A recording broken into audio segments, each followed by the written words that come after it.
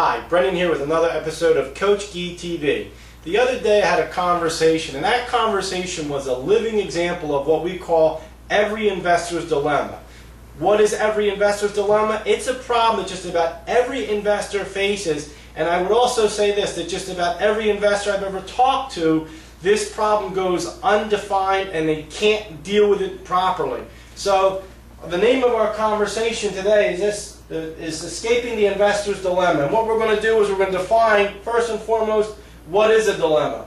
A dilemma is when we have a problem and the solutions, the apparent solutions, appear to be self-defeating. For example, if you come back to me, let's say for the sake of argument, you're overweight and your doctor says you have to start dieting.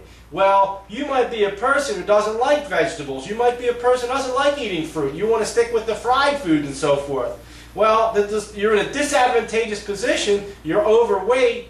The solutions are don't diet, get heavier, and maybe have a heart attack, or start dieting, and all of a sudden eating meals becomes not so much fun anymore. So again, that's a dilemma.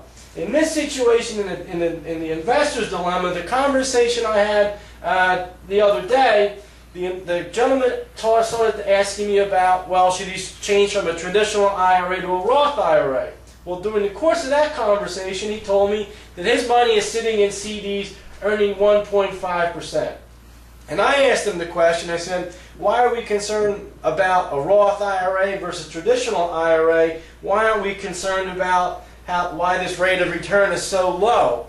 And he said to me, well, I was in the market, I had a very bad experience, I don't want to go there anymore. So here's this gentleman's situation. He's concerned about his financial situation, he wants to make good decisions, and the solutions appear to be self-defeating. For example, if he stays in this CD, we know that the cost of living goes up every year. Well, the cost of living is going up on average about 3%. So his purchasing power, or the value of his portfolio, is going down by a minus 1.5% every year. Well, the alternative to that is, as he's had a bad experience, was to go back in the market. I'm sure he's remembering not quite so fondly the minus 37% that the S&P went through back in 2008. So again, trying to make good decisions.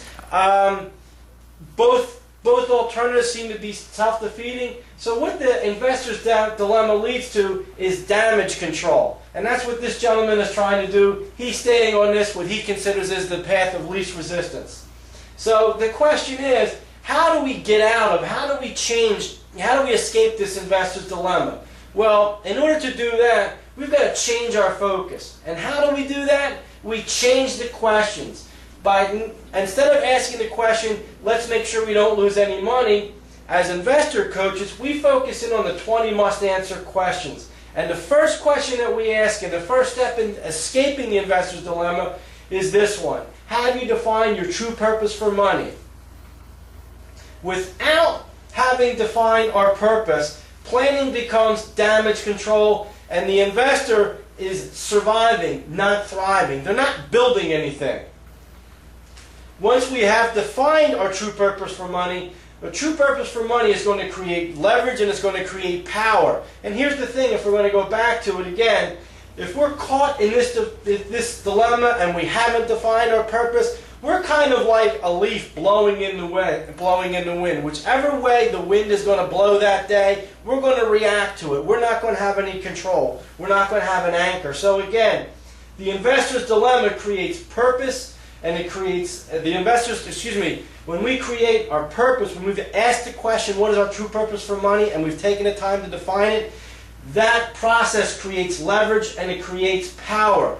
We're going to be in control. The solutions to fulfilling our true purpose for money are going to be self-evident. And that's what all investors want. They want focus, they want clarity, they want confidence.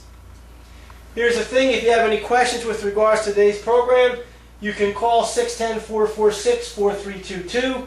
You can also send an email to brendan@coachgee.com. All feedback, any suggestions for future shows are welcome. Take care. We'll talk to you real soon. Bye.